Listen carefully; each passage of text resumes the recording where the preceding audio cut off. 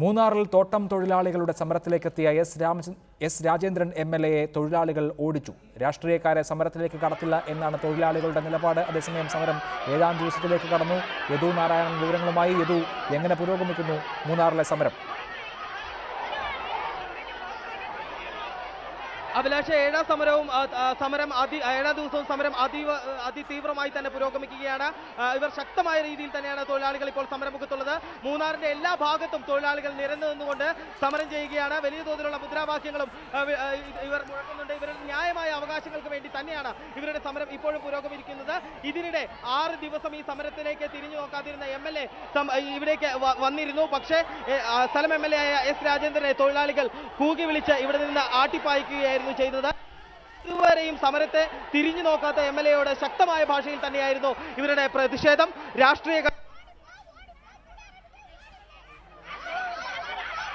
ശക്തമായ അമർഷം ഇവരുടെ മനസ്സുകളിലുണ്ട്. അതുതന്നെയാണ് ഇന്ന് എസ് രാജേന്ദ്രൻ MLA ഇവിടെ വന്നപ്പോൾ ആ വികാരവും അണപൊട്ടി ഒഴുകുക തന്നെയായിരുന്നു. ഇപ്പോൾ ഇവരുടെ മനസ്സിൽ വളരെയധികം വിഷമമുണ്ട്, സങ്കടമുണ്ട്, അത്രത്തോളം ഭരണകൂടത്തോട് ദേഷ്യവുമുണ്ട്. ഇവർ ഈ സമരം തങ്ങളുടെ അവകാശങ്ങൾ നേടിയെടുക്കുന്നതുവരെ ശക്തമായി ഈ സമരവുമായി മുന്നോട്ട് പോകാൻ തന്നെയാണ് തീരുമാനം. ചേച്ചി, എങ്ങനെയാണ് നമ്മൾ ഈ സമരവുമായിട്ട് മുന്നോട്ട് പോകുന്നത്? ഈ MLA വന്നതിനോട് നിങ്ങളുടെ പ്രതികരണം എന്താ? MLA வந்து எங்களை ஒண்ணுமே கேட்கல. வந்தது அவன் மாட்டு கார்ல ஏறி போயிட்டா இடத்துக்கு போறான். அந்த மக்களுக்கு சொல்லிட்டு போக வேண்டியதானே. இவ்வளவு கோடி மக்கள் 7 நாள் ஆயிட்டு இது வரைக்கும் ஒரு பதிலும் சொல்லல எங்களுக்கு. இவன் வந்து சொல்லிட்டு போக வேண்டியதானே. எதுக்கு நான் பயந்து காருக்குள்ள ஓடுதான்? இந்த மக்களுக்கு சொல்லிட்டு பதில் சொல்லிட்டு போக வேண்டியதானே. ஓட்டு வாங்க வராமல இந்த மக்களுக்கு பதில் சொல்லிட்டு தான் போகணும். எதுக்கு பயந்து அவன் ஓடுதான்? இந்த மக்கள் எல்லாம் தீவிரவாதின்னு சொல்லியிருக்கான். தீவிரவாதி நாங்களா? தீவிரவாதி அவன் தான். எங்க பணத்தை கொள்ளை அடிச்சது அவன் தான். எங்க பணத்தை கொள்ளை அடிச்சது அவன் தான் தீவிரவாதி. 3 யூனியன்காரங்க தீவிரவாதி தான். நாங்க தீவிரவாதி தொழிலாளிங்க. எங்க வயிற்று அடிச்சா அவன் எங்க பணத்தை அவன் கொடுத்தே ஆகணும். கொடுக்க வரை நாங்க போராடுவோம். சின்ன பிள்ளைங்க 3 மாசத்து பிள்ளைய நாங்க விட்டுட்டு வந்து நைட்டு 9 மணி வரைக்கும் நாங்க இருந்திருக்கோம். எனக்கு ஒரு பதிலும் சொல்லல. இன்னைக்கு நாளைக்கு என்னைக்கு அவன் பதில் சொல்ல எங்களை பதில் சொல்லி ஆகணும். இவன் தீர்ப்பு சொன்னதை நாங்க விட மாட்டோம், ஓய மாட்டோம். இவன் நல்ல தீர்ப்பு கொடுத்தாதான் நாங்க ஓய்வோம். நல்ல தீர்ப்பு கொடுக்கல அப்படின்னா தொழிலாளி மக்கள் தீ குளிக்க கூட நாங்க தயங்க மாட்டோம். ஆனா எங்களுக்கு நல்ல தீர்ப்பு வரணும். நல்ல தீர்ப்பு வரணும். நல்ல தீர்ப்பு வரணும். ഇത് തന്നെയാണ് അഭിലാഷ്, ഇവരുടെ വികാരം ഇത് തന്നെയാണ്. അതായത് ഇവരുടെ 20% ബോണസ്, അതുപോലെ തന്നെ കൂലി 500 രൂപയെ വർദ്ധിപ്പിക്കുക.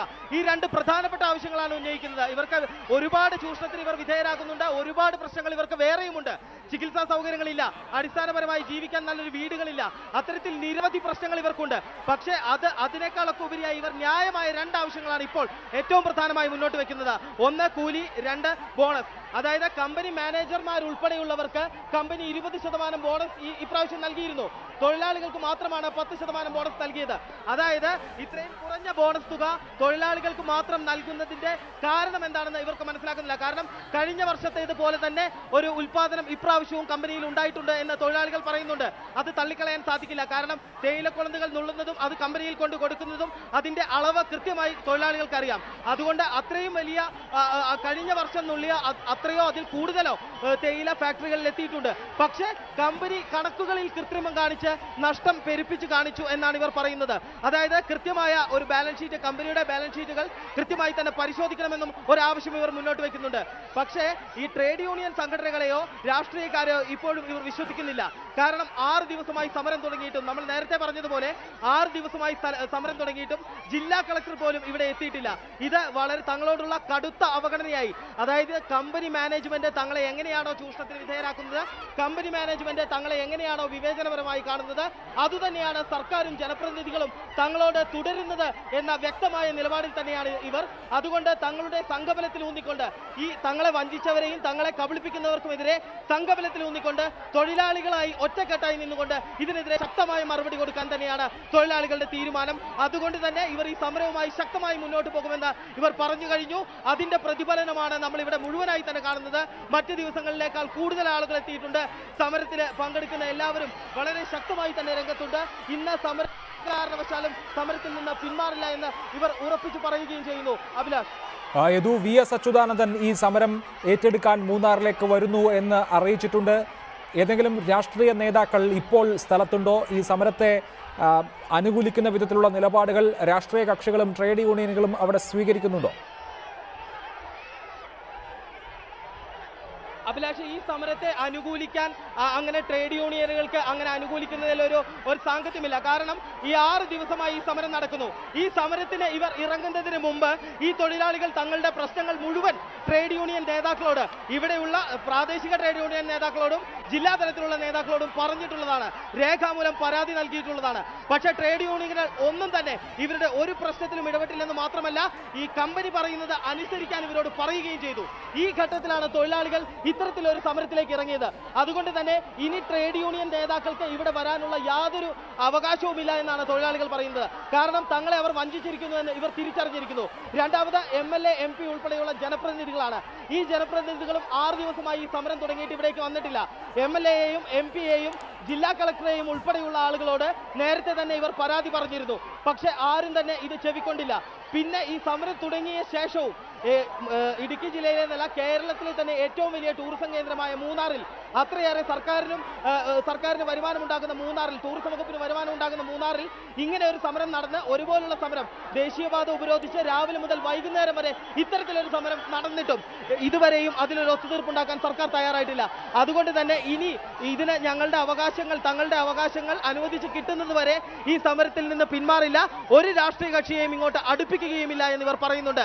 അതിന്റെ ഒരു പ്രതിഫലനമായാണ് S. രാജേന്ദ്രൻ MLA വന്നപ്പോൾ ഇവർ അദ്ദേഹത്തെ കൂകി വിളിച്ച് ആട്ടി ഇവിടുന്ന് പായിച്ചത്. അല്ലെങ്കിൽ അത്രയും മോശമായ രീതിയിൽ തന്നെയാണ്, അല്ലെങ്കിൽ അത്രയും ഇവരുടെ സങ്കടം മുഴുവൻ അവർ S. രാജേന്ദ്രൻ MLA-യുടെ അടുത്ത് പ്രകടിപ്പിക്കുകയും ചെയ്തു. അതുകൊണ്ടാണ്, അല്ലെങ്കിൽ അതാണ് അവരുടെ നിലപാട്, അതാണ് അവരുടെ വികാരങ്ങൾ. ഇനി ഈ ചർച്ച അല്ലെങ്കിൽ ഈ സമരം ഇവരുടെ അവകാശങ്ങൾ പൂർണ്ണമായും അല്ലെങ്കിൽ ഇവരുടെ ആവശ്യങ്ങൾ പൂർണ്ണമായും അംഗീകരിക്കാതെ മറ്റൊരു വഴിക്ക് ഈ സമരം ഒത്തുതീർപ്പാക്കാനുള്ള ഒരു സാധ്യതയും മൂന്നാറിലെ തൊഴിലാളി പ്രശ്നം പരിഹരിച്ചില്ല എങ്കിൽ സമരത്തിനൊപ്പം ചേരുമെന്ന് പ്രതിപക്ഷ നേതാവ് VS അച്യുതാനന്ദൻ. ഉടൻ മൂന്നാർ സന്ദർശിക്കുമെന്നും VS അച്യുതാനന്ദൻ പറഞ്ഞു. ഒരു സെന്റ് പോലും തൊഴിലാളികൾക്ക് കമ്പനി മാനേജ്മെന്റ് കൊടുത്തിട്ടില്ല എന്നിരിക്കെയാണ് ഇപ്പോഴവരുടെ കൂലിയിൽ, ബോണസിലും എല്ലാം വെട്ടിക്കുറവ് വരുത്തിയിരിക്കുന്നത്. ഇത് തികച്ചും അന്യായമാണ്. അത് അസമാധാനപരമായി നടക്കുന്ന ആ സമരത്തെ ഈ തരത്തിൽ അവഗണിച്ചുകൊണ്ട് നിരുത്തരവാദപരമായ നിലപാടെടുത്തുകൊണ്ടിരിക്കുന്ന മാനേജ്മെന്റും ഗവൺമെന്റും അതുടനടി തിരുത്തിയില്ലെങ്കിൽ ആ സമരത്തിന്റെ മുമ്പിലേക്ക് ഞാൻ തന്നെ എത്തിച്ചേരും എന്നുള്ളത് ഞാൻ അറിയിക്കുകയാണ്. അത് നിങ്ങൾ വഴി ഈ സംസ്ഥാനത്തെ ആകെ ജനങ്ങൾ അറിയണം.